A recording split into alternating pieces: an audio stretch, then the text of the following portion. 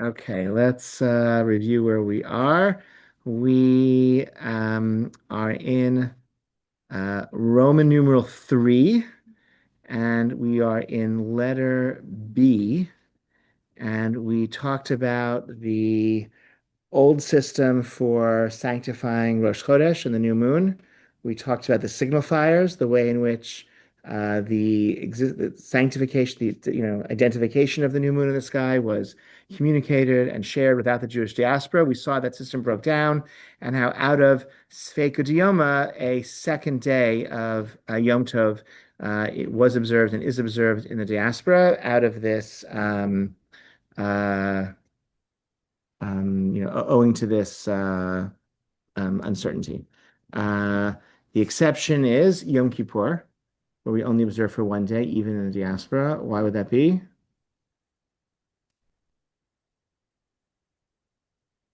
Mm. Oh, may, may, maybe once you figured it out for Rosh Hashanah, it's simple enough to know when it's Yom Kippur. That's a good suggestion. But Rosh Hashanah is the first of the month. Yom Kippur is the 10th of the month. And if you could get the news out to Babylonia by the 10th of the month, you could also get it out. Pesach is the 15th of the month. So, and Sukkot is 5 days after Yom Kippur, right? So if you need more than 15 days to get the message out, then Yom Kippur is within that range. The answer is that you can't fast for 2 days, okay, consecutively. It's not plausible, feasible, it's not safe. Oh, So well, that's that's why. practical. It's very Yeah, practical. yeah. Shavuot is 50 days after Pesach. You would think that for Shavuot, you would be able to get the message anywhere you need to. So Shavuot is an interesting question of why we observe 2 days of Shavuot, but be that as it may. So anyway, once we switched over to so the three first stage is you have the moon is sanct. Oh, and the other question would be just to be the other Rosh Hashanah, even in Israel, we celebrate for 2 days. So why is that? Mm. Rosh Hashanah. Just you're not quite sure when it is the New Year in Israel. Because even in it's the first of the month, so no matter how close you are, you can't get the news out. Like, what Yeah. if the witnesses come in the afternoon? And the Okay. Mishnah tells the story that one year the witnesses came late in the day, and they said, Yeah. "Last night we saw the new, excuse me, Okay. we saw the new moon in the sky." And I said, Yeah. "Great, today's Rosh Hashanah, but it sunsets in 25 minutes. So how can we do all How do of we do that? Rosh Hashanah Yeah. liturgy in 25 minutes? What are we going to do?" And so they said, "We'll always observe 2 days of Rosh Hashanah because even in Jerusalem, even in the temple, you can't necessarily receive the witnesses, interrogate them, hear their testimony, establish the day as the first of the month, and then do all the liturgy needed for Rosh Hashanah." So Rosh Hashanah is always a 2 day holiday, even in the land of Israel. The other holiday, so that's, I guess, the next stage. Then you have 2 days outside of Israel because the system of using signifiers to spread the message rapidly, signifiers is speed of light communication, but it's not necessarily reliable because it can be interfered with, and that's what happened. And so that system broke down. And then we eventually had a fixed calendar. Once we switched over to it in the, I don't know, fourth century, third century, once we switched over to the fixed calendar, that raises another obvious question, Right. Why do we which have to is, keep doing it? yeah, so now that we have a fixed calendar, we know it's a month, 29 to 30 days. It's just a cycle, and we just go through and we can, calculate it in perpetuity. So we have a fixed calendar. We shouldn't need to observe 2 days anymore. And the Talmud already discusses this and says, well, it's a minhag avatenu biyadenu. We have the practice, the customs of our ancestors in our hands. We're not going to relinquish them. And so, outside the land of Israel now, we maintain this practice of 2 days of Yom Tov as based on minhag. It's just this unbroken tradition from generation to generation that we observe 2 days of these holidays outside of Israel, and they kept 2 days of Rosh Hashanah even in Israel. So that's sort of this Oh, that's interesting. system that we resulted in. Maybe there was a period of time we only had one day of Rosh Hashanah in the land of Israel after we switched over to the fixed calendar. Maybe there are some generations where that was the case, but that's not the case anymore. 2 days of Hmm. Rosh Hashanah everywhere, 2 days of the other holidays outside of Israel. Um, and that's how it is. Rabbi, Yes. some of the later holidays, or if they are later, like Tu B'Shvat, Purim, is it that maybe we still only have one day here, and is that because the custom was not so entrenched at the time that those holidays maybe weren't celebrated at the time we switched to a fixed calendar? I think because they're rabbinic holidays of lesser sanctity, and so it's not as important. We're not so worried. There's no biblical prohibition of labor on those days. There are no biblical mitzvot to perform on those days, and so we're not as worried about missing them or getting it 100% right. And so we observe them on the calendar days when they're supposed to be observed, and we don't add this extra day just in case we're wrong. So it's a good question. Um, Okay. Post-biblical holidays, yeah, are only one day everywhere, or there are 8 days, but there the number of days is there no extra days for post-biblical holidays. Um, we do okay. Following on our sheet, number 4, Birkat HaChodesh. We do this. We no longer actually sanctify the new moon again, but which means the witnesses come and they appear before the court and the court declares that we don't do anymore. We have a fixed calendar, but we do gather in the synagogue on the Shabbat prior to the new moon, and all together collectively we pray for the upcoming month. The month is declared. The prayer leader says Rosh Chodesh. Nissan will be on this coming Thursday, and and then right, and then so we do that, and that is happening in every synagogue in the world on that same Shabbat. That's called Birkat HaChodesh, the blessing of the new month, and it maybe has a similar function. We don't, as even though we have a fixed calendar, we still in this way are endorsing the decision of the fixed calendar and declaring in our synagogues all over the world, and unanimously when Rosh Chodesh is going to be, and therefore when the holidays in that month are going to be. So that's Birkat HaChodesh. We did it 2 weeks ago, right? You may recall it, right? So it's the Shabbat prior to Rosh Chodesh. Shabbat, okay. And we announced the Molad. The Molad is just the when the new moon is anticipated based on the average number of days, hours, and minutes between one Rosh Chodesh and the next. Hmm. It's not an actual astronomical phenomenon. It's a mathematical calculation of a certain number of days, hours, and minutes, seconds, whatever, between one Rosh Chodesh and the next. Um, okay, next, number 5, Kiddush Levana. Once the new moon appears in the sky and it's grown a little bit, but it hasn't yet reached its full size. Full size is going to be when in the Hebrew month? What's the full moon always? The 14th or 15th? 15th, exactly. Good. Okay, then because Rosh Chodesh, the first of the month is when the sliver is visible in the sky.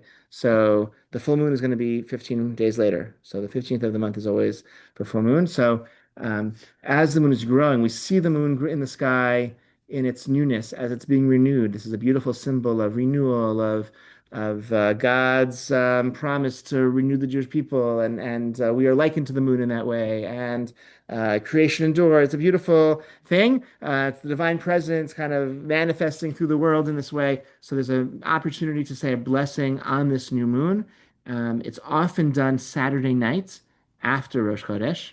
Again, when the moon is visible and growing still, but really it could be any night in the first 2 weeks of the month, as the moon has not yet reached its peak strength, as we a blessing of on seeing the moon renewed. We typically do it Saturday night because we're wearing nice clothes after Shabbos is over. So after Shabbat is over, we go outside, leave the synagogue, and we engage in this ritual of we look at the moon and then we say this blessing. It's a very interesting ritual. There's a lot of different elements were added on over the centuries. We greet 3 people. We say Shalom Aleichem to them, greeting upon you. They respond, Aleichem Shalom. Shake hands with 3 people as you're standing outside the shul. It's an underappreciated mitzvah in this community. I actually want to teach a class on it because I don't or give a sermon about it. It's really in most communities, it's very nice. After Shabbat ends and everyone leaves the shul once a month, leaves the shul, you go outside the parking lot and you look at the moon, you say this, but it's a little bit odd, to be fair. It's a little odd looking, but it's kind of nice. You're outside, you sing a little bit, you greet 3 people, shake their hand, say Shalom Aleichem, very nice. And I don't know for this, people don't do it here. I don't understand why, but what other greetings, translations? I will be, thank you. It'll either be at Shalosh Seudos one week or it will be a sermon or it'll be both. Okay. That is, gonna pick the right week for it, but on my list. All right. So you can't do it yet. The moon it has to be, I think, 72 hours after the Molad. So if like if Rosh Chodesh is Shabbat, you can't do it Saturday night. But if Rosh Chodesh is Friday, then already Saturday night, I believe you can already do it. And then anytime until the through the 14th of the month. Typically Saturday night.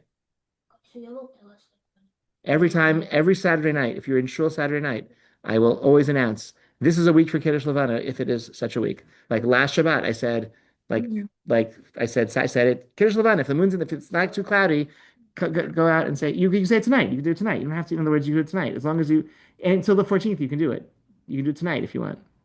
You can do it Saturday night if you want. Okay. You just can't do it when you have to be able to see the moon, so you can't do it when it's cloudy. And there's a custom to do it on Saturday night when you're wearing nice clothing, but it really, maybe you could do it really. It's not actually a limiting factor. And there are some great rabbis who suggest don't wait, like say it the first opportunity, because what if it's cloudy? It could be very cloudy for days in a row, and then you can't do it. So seize the opportunity. In fact, there are two times of the year. Like on the month of Av, the very sad and um, sad month in the summer. There's a custom to wait until after the ninth of Av, or the ninth of Av is over. So when the fast ends, before you eat, you say Kiddush Levana, and then you go eat. And some say, no, don't wait till the ninth. Like say it before, because if it's cloudy on the ninth, you only have three more nights until you get to say it. And you might miss the chance. Likewise, in this fall, you wait until after Yom Kippur to say Kiddush Levana. Before you break your fast, you go outside and you say Kiddush Levana. But some say don't wait till the 10th of Tishrei to say Kiddush Levana, because if it's cloudy and if it's cloudy for a week, then you miss the chance. So say it at the beginning of the month. So, but common practice, we wait, and usually it works out. It's not so cloudy. Okay, question of Kiddush Levana? It's in your Siddur. It's there. Okay, you can read. It's a whole beautiful liturgy. Um, and okay. Um, what's next? Ibra Hashanah. Oh, this is a little complicated. Um, okay, if you had okay, months. A month. What is a month? A month is an astronomical phenomenon. It represents something real in nature. It is the moon going around the Earth. A year is the Earth going around the sun.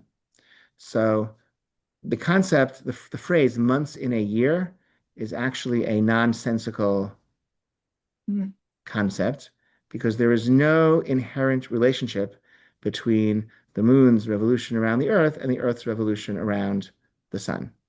And in fact, there is no, they're not divisible by any rational, just like days in the month, right? They're just two completely independent astronomical phenomenon with no inherent connection to one to another. And they're not divisible to another in any, right? So they're not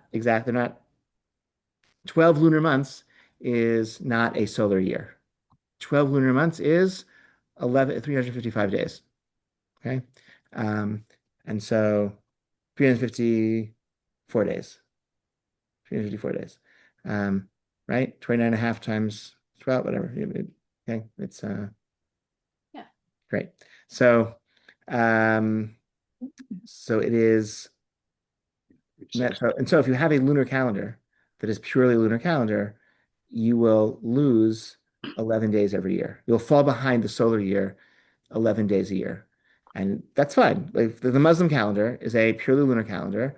Ramadan is this month, right now, and next year it'll be 11 days earlier, and then it'll be 11 days earlier, and then it'll be 11 days earlier, and then Ramadan will be in the middle of the winter, and then it'll be in the fall, and then it'll be in the summer, and then it'll be in the right, and if you speak to Muslims who observant Muslims, like their whole experience of observing Ramadan is tied to the season in which it occurs, but that shifts 11 days a year, and so I remember, winter Ramadans when I was a child. And then 30 years later, Yeah. it's winter Ramadan again. I remember when I was 6 years old, I remember we would gather for iftar at 5 o'clock in the in the evening, and it would be dark out, and we would, and then now I'm a parent of my own, and now I'm 45 years old, and I once again now my kid is at iftar, at 5 o'clock in the afternoon, right? And so and that's that's fine. That's a lunar calendar because there's no relationship between the moon going around the Earth, i.e., a month, and the seasons, which are determined by the Earth going around the sun. Okay. And the Gregorian calendar solves this by having every month be a weird number of days, and it's right. And that's how the Gregorian calendar solves that problem. The way And the Muslim calendar doesn't solve that problem because they're not bothered by it. They just have a lunar calendar. I think the Chinese calendar is also a lunar calendar in that way. This, the Torah, however, says that Pesach has to be observed in the spring. Shemor Chodesh Aviv. So you can't have Pesach in the spring with a purely lunar calendar because every day, Pesach is the 15th of Nisan, and it'll be 11 days earlier every year. So the way that we solved that originally was that if the month of Adar was still in the winter, they would observe a second Adar to push off Nisan, and so Right. Pesach would always be in the spring. They would add an extra month to the year. And if you have a 19-year cycle and 7 out of every 19 years, you add an extra month, you end up with 365 and a quarter, days time. 365.4 times 19 equals 354 times 11 plus 12 plus it works out. Okay. Yeah. Okay. We can do the math if you want, or you could do the math and um, you could probably have a little AI chart actually do it really quickly. Actually, that's called, and the English word for this is called intercalation, like the merger of two calendars, the solar and the lunar. In Hebrew, it's called Ibur Hashanah. Sorry, like a pregnant year. A pregnant year has 13 months. It has 2 months of Adar. So again, before we had a fixed calendar, they would go out into the fields and it would be the frost is still on the ground at morning time. We're not ready for Nissan, push it off a month. Uh, Mishnah talks about the king was not allowed to take part in these deliberations because he paid his soldiers an annual salary. And so he always wanted an extra month in the year because he would get 13 months of work for the same salary that he paid his soldiers.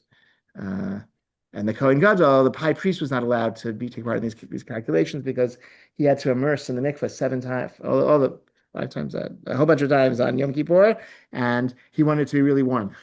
And he wanted Yom Kippur to come out still in the summer, so he also had a vested. So in any event, that's how it was done. But now we have a fixed calendar. So it's a cycle. It's a 19-year cycle.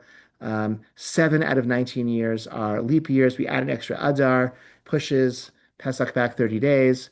And then so every Hebrew year, if you're comparing the Hebrew calendar to the Gregorian calendar, the holidays will occur. Pesach this year is 11 days earlier than it was yet last year on the Gregorian calendar. And it'll be 11 days earlier next year, and 11 until you get to a leap year, and then it comes, that's 30 days later. Mhm. It'll Okay. be really early next year. I'm sorry? They'll be really early next year. Will it be unless next year's a leap year, which it won't be. I don't remember. I don't remember. I don't remember where we are in the cycle. I know this year is not a leap year. That I know. And last year wasn't either. But right. But yeah. So 7 out of 19 years. So that's the cycle. And for Ibor Shana. Anything else about any questions on that? Any questions, comments? Oh, if that's the Muslim break at the meal they eat at the end of Ramadan. Sorry, no, yeah, like each night of the Ramadan. It's a month of fasting. They fast during the day. They eat at night. The meal they have at night when they're eating during the month of fasting is called iftar. Um, that's not on the curriculum. But, okay, and so Hillel II is the one who set up this calendar that we use today. Um, there's a few other, I don't know, calendrical oddities, but this is, I think, these are the most important. Any other questions of the calendar? I think we've sort of explained it. All right. Okay, let's move on. Joy celebrations. Go through the calendar. Okay, C. Okay, so now we're in Roman numeral 3, letter C. These are in the order of the calendar, basically. Okay, number 1. Rosh Chodesh. Rosh Chodesh is the first sacred day mentioned in the Torah in Exodus 12. God shows Moses and Aaron the new moon, says this is going to be what it looks like this. That's Rosh Chodesh. This is going to be how you mark the new month. And we talked a lot about it and how uh, we um, and how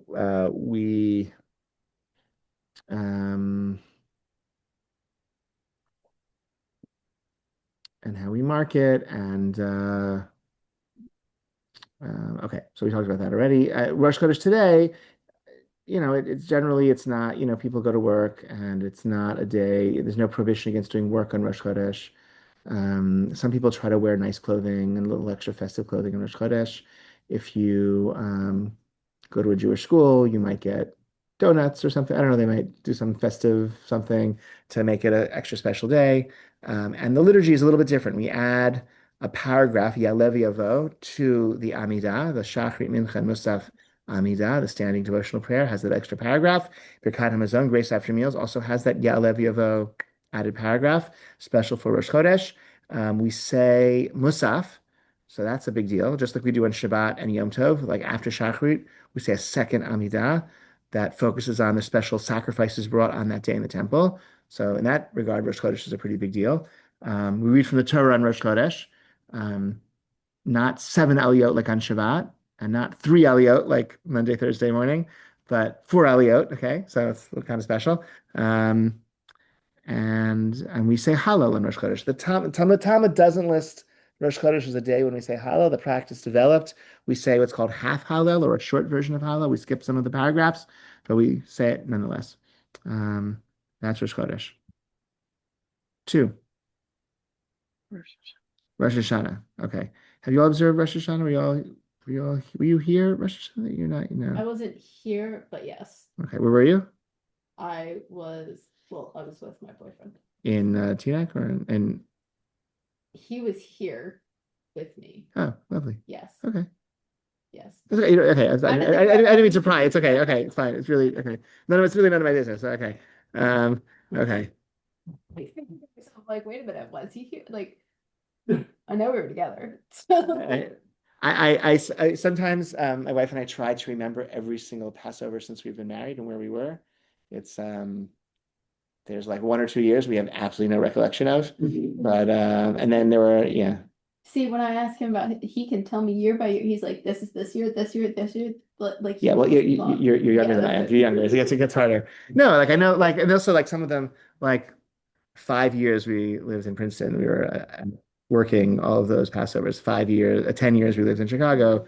9 of those 10 years we were in Chicago working for Passover. So like, I don't know that I could tease out like of those 9 years. I guess one of them was COVID, and then whatever, two of them were COVID, whatever. But like, I don't know if I could tease out like which precisely, which one or who, but before that, there are a few that any event. Rosh Hashanah, okay, I don't have to say too much. Rosh Hashanah, incredibly important day. It's I feel a lot of books on Rosh Hashanah, a lot of books on I don't want to like elaborate too much. What can I what's would be like useful that to say in this context.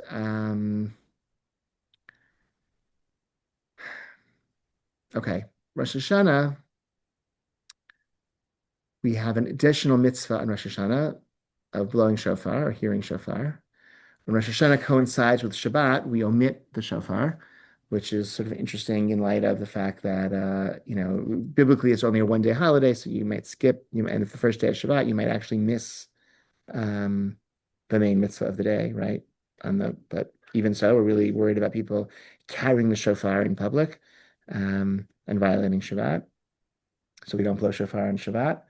Um, Rosh Hashanah, as these other biblical holidays with work prohibitions. You're not allowed to do any work on Rosh Hashanah, any of the categories of labor.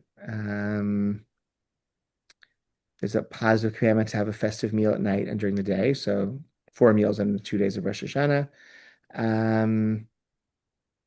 And the Musaf prayer in Rosh Hashanah is really different than the Musaf on any other day of the year. Normally, Musaf is mostly, again, like I just mentioned, focusing on the sacrifices especially brought on that day, the additional sacrifices. That's what Musaf means, additional. The Rosh Hashanah Musaf, though, has these three long, elaborate blessings: Malchiot, Zichronot, and Shofarot. Malchiot, blessings about God's kingship; Zichronot, God's memory or remembrance of humanity; and Shofarot, about the theme of shofar.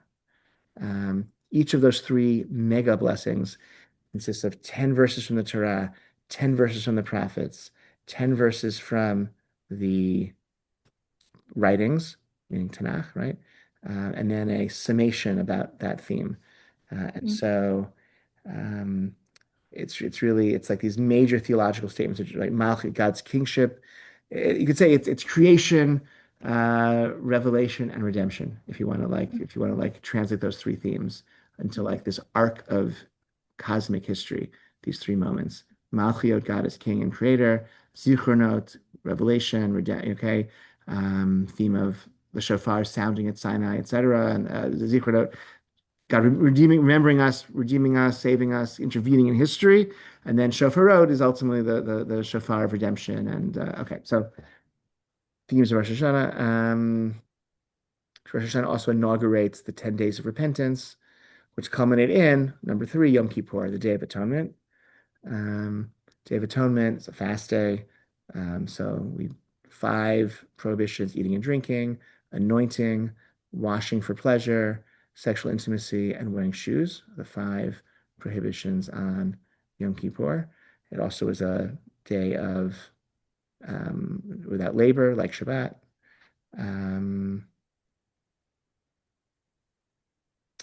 No other positive mitzvah of the day, but very extensive prayers. Rosh Hashanah and Yom Kippur, the liturgy has become over the centuries more and more elaborate as the basic prayer, which are the same as any other day, but added to and added to and added to with very, very extensive, elaborate, quite beautiful at times liturgical poetry, which can be a barrier to like really connecting to the day if you're not like, we're not in an age of poetry. We don't, that's not how we, once read some, everyone like this, like people always, maybe less so now, people talk about like someone's going off to write the great American novel.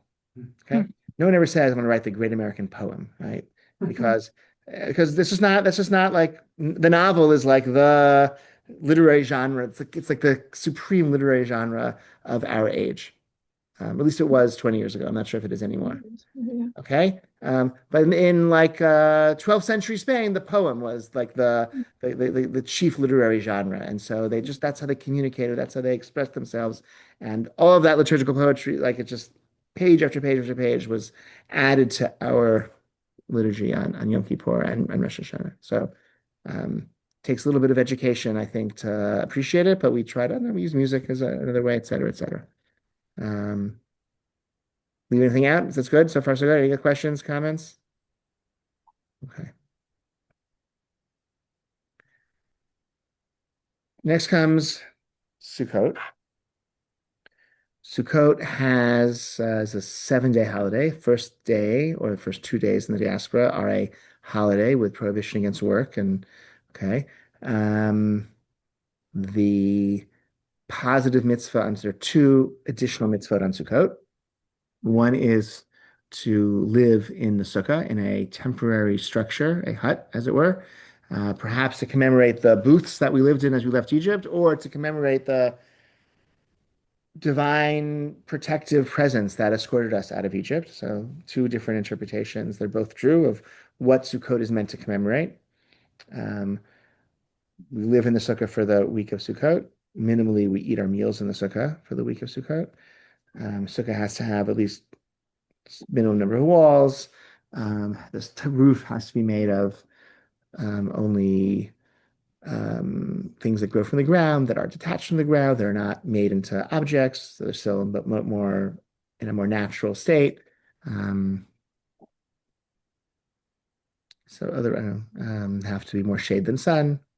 Can't be underneath a tree. Can't be underneath an overhang. Okay, so the sukkah. If it's feasible, we should sleep in the sukkah. It's not always feasible, where we live now, etc. Other mitzvah of Sukkot is to take the four species of plant so identified in the Torah and use them to rejoice and worship in the synagogue or in our tefillot, in our prayers. They are the palm, the myrtle, the willow, and the citron. Okay? Lulav, hadas, arava, and etrog.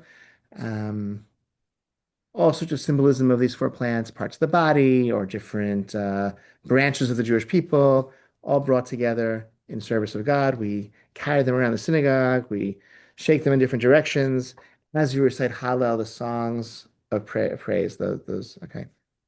So those are two mitzvahs of Sukkot. After the first few days end, the rest of the days of Sukkot are Chol Hamoed. It's like we just have the positive mitzvah, but we don't have the work prohibition on the remaining days of Sukkot. There is Hallel every day. There is Musaf every day, but you're allowed to work if you need to. Okay. Jewish schools are often closed. If you can take off from work, it's advisable to do that. And museums and parks throughout the world are filled with Orthodox Jews on Chol Hamoed Sukkot who are on vacation with their families doing things. Okay, if you've ever been to go to a baseball game in Chol Hamoed, it's all Jews. If you go to a museum or a park, it's all Jews. Try to go hiking in Israel, it'll be like impossible. Everything is like just Jews everywhere, like just enjoying those days of Sukkot. The last day of Sukkot, Hoshana Rabbah, the seventh day of Sukkot, there is this more elaborate liturgy that became sort of it's a post-Talmudic practice mostly. Um, Instead of marching around with lulav and etrog with those four species once, as we do on the first 6 days, on the seventh day we march around 7 times with prayers for the rainy season, which is about to begin, and with other prayers as well. It's maybe a culmination of the whole fall holiday season. Mm. Um, let's say something about that.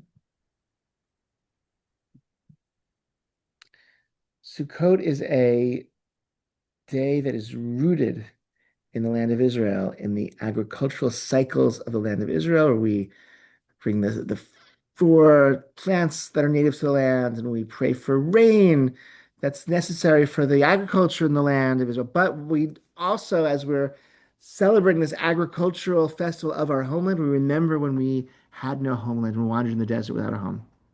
Mm. So it's both it's like a rooted and a rootless holiday. It's a holiday of connection to the land and having no homeland altogether. Mm. The holiday of yeah, very particular Jewish history, then also very universal. The prophets speak of the whole world in some way celebrating Sukkot. We're outside the walls of our homes even. We're sort of more exposed. Number five, Shmini Atzeret is the eighth day. It's like the culminating eighth day. So it's sort of like the eighth day of Sukkot, like not really a different holiday, but it's also treated in some ways as a different holiday. And the Torah treats it a little bit ambiguously. And in tradition, we treat it ambiguously. In some ways, it's like its own holiday, a new holiday. In some ways, it's like the eighth day of Sukkot. Depending on what we're looking at, there are criteria in which it's like a holiday on its own. There are criteria in which it's really just the eighth day of Sukkot. And that's Shemini Atzeret. There's no additional mitzvah to Shemini Atzeret, no taking lulav and etrog. We don't live in the sukkah on Shemini Atzeret, although many people do sit in the sukkah on Shemini Atzeret, because maybe this Shemini Atzeret is really the seventh day of Sukkot, right? If we're not really sure when the day began, when the holiday begins, then maybe the eighth day is really the seventh day, and we should sit in the sukkah. And so many will sit in the sukkah but not say the blessing for sitting in the sukkah on Shemini Atzeret, as a way to honor that doubt. Then Simchas Torah is the ninth day of Sukkot, as it were, but really it's the second day of Shemini Atzeret. Okay, it's the Yom Tov Sheni, in the diaspora when we have a second day for every holiday. So Shemini Atzeret has a second day, and that second day became known as Simchat Torah. Why? Because it was a day with no mitzvot, right? It was a yontif, a holiday when you couldn't do any work, where it was a day with, just like any other Yom Tov, but no additional mitzvah to perform. And the custom developed in Babylonia that was the day when we finished and complete and started the Torah reading cycle. Interesting. In the land of Israel, they didn't have this extra day because they didn't observe 2 days of Shemini Atzeret. There was 7 days of Sukkot and then Shemini Atzeret, the eighth day, and that was it. Then they went back to work. And they still do. They have 8 days and they go back to work and they're done with their holiday. So they didn't have this extra holiday with like, what are we going to do with this extra day? They also didn't have the practice of completing the Torah every year. In the land of Israel in ancient times, they completed the Torah every 3 years. Actually don't know when I don't know when they started to finish, but it wasn't necessarily on the same day. It wasn't on Simchas Torah. That wasn't a day available to them. So this was a diaspora holiday that sort of let's take advantage of this open day in our calendar where it's a yontif, it's a holiday where you need something to do. We don't have any special mitzvah to do, and also we have this practice of like finishing and starting the Torah every year. So Simchat Torah is when we do that. So I don't know if you've been. I don't remember if you've been. Right. So we crazy party. We rejoice. We sing. We dance. We finish the Torah. We start the Torah. Very wild and crazy day in Israel. Okay. Great. Okay. Yeah. Um, Yeah, Rabbi, yeah. on the Shmini Atzeret in the diaspora with the calendar uncertainty, but this is still just an eighth day. I mean, there's no extra day. I just don't see how it fits in with the calendar uncertainty. So the Torah says observe Sukkot for 7 days, and the eighth day is its own holiday. So we observe Sukkot for 7 days, and then we observe the eighth and the ninth day as a holiday. Okay, that's it. Yeah. So the eighth is Shemini Atzeret, and the ninth is Simchas Torah. So you're right, the eighth day really could be the seventh, which is why some people sit in the sukkah on the eighth day. But you don't want to observe the doubtful day at the expense of something, right? Like it's, we maybe it's really the seventh day of Sukkot, but like I'll sit in the sukkah, but like, actually it's the eighth day. And so I'm going to observe it as the eighth day, and minimize the possibility that it's really the seventh day. But Like then we treat each, yeah, in Israel, there's just one day that's combined Shmini Atzeret and Simchat Yeah, Torah. liturgically, it's a mess in Israel because you have this 2 day holiday that developed in the diaspora that had to be combined into one day in Israel. So they finish the Torah and they start and they say so it's like all the things. So it's they pray for it's Yizkor and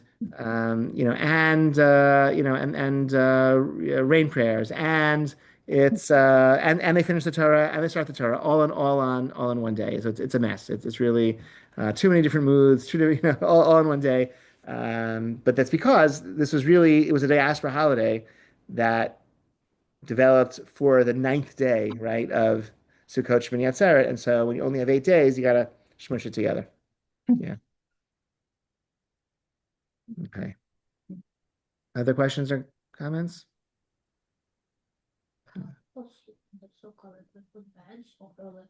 How do people sleep in the sukkah? Yeah, sleeping in sleeping bags usually. So some depend. You could bring a bed out. Some people a bed or a cat. I mean, some people bring lots of furniture into the sukkah and they make it really themselves really comfy. I spent a sukkah once with somebody. Yeah, he brought like a futon into the sukkah, and that's obviously very comfortable. More common is you bring a sleeping bag out to the sukkah. Temperatures lower. Yeah, you need something. It depends. Look, depends. And depends. In Israel, it's pretty warm. Still in Sukkot. In BC, it might be cold. In Lithuania, it was very cold. It depends where you are in the year. Yeah, you don't have to be. You're exempt from the sukkah if you are in distress. So if it's raining, you don't have to stay in the sukkah, right? Like if you would leave your home with that, if this much water dripping into your soup, would cause you to leave your dining room, then you can leave your sukkah also without events of rain. Okay, you don't have to sit in the sukkah in rain if it's like really uncomfortable. You know, sit in the sukkah. Say, hey, so I don't know. In Chicago, we wear coats. Like it was often very cold in Sukkot. But if it's raining though, okay, like that's you wouldn't stay in your living room your dining room if it was raining like that. If it was a leak, you would leave. You'd go someplace else. So you have water dripping in your food, you could get up and leave and go inside. Yeah. But if it's Shabbat, you would stay, right? Why? What difference does it make? Because on Shabbat we don't use umbrella. What does umbrella have to do with anything? Meaning, It's like right outside your house. Yeah, but I thought like if it's on Shabbat, like we don't care about the rain, like it's no. It's forbidden to use an umbrella on Shabbat. we still care about the rain. Like you wear a raincoat. You should wear right. You shouldn't get wet on Shabbat, right? You should care more about the rain on Shabbat because you're wearing your nicest clothing and you want to look your nicest and be extra fancy on Shabbat, right? But we just forbidden to use an umbrella, so you got to find other means of staying dry. Okay, like a raincoat or something like Wait, are that. you saying the sukkah counts as like an No, no, umbrella no. because it's built? That's what they thought. No, no, no, Okay, no. no. You're allowed to be in a house on Shabbat. You're allowed to be under a canopy on Shabbat. You can't erect a tent on Shabbat. You can't build a tent on Shabbat. And you can't carry a umbrella with you on Shabbat because that's like considered like moving a tent with you. Okay. So the problem is is constructing it or moving it around with you. But the sukkah is stationary and you build it before. So yeah. Thank you for asking. Sukkah has to be built. You can't build a sukkah on Sukkot. You can't build it on Yom Tov. It has to be built before. Okay, should we go on? Okay, number 6. Actually, it's 9 o'clock. Let's pause here, actually. Okay, it's 9 o'clock. We're up to 6, we're up to Hanukkah, so please remember that. I will try to remember it as well. And we're meeting again next week. Looks like we are, right? I think so. Oh no, next week is we're not next week is Purim. We are not meeting next week. So please 1 second. More important. Next week is Purim. So we hope to see all of you here for Purim. The shul we're having a Purim Su'udah, Purim meal, which you're welcome to register for. If you want to join us for that. We're also hosting everyone in our house on Purim. The calendar's on the website. Join us. Like a lot of things happening. But if you want to come to the meal on Purim afternoon, you do have to register in advance for that. We also just put on the email that went out today. We are soliciting guests and hosts for Passover. If you let me know if you're looking, I guess, to be hosted for Passover. Let me know. We're trying to match everyone who needs whatever guests and hosts and do that. And we are Monday the 9th. We are meeting again, right? At 8:15. Great. Okay.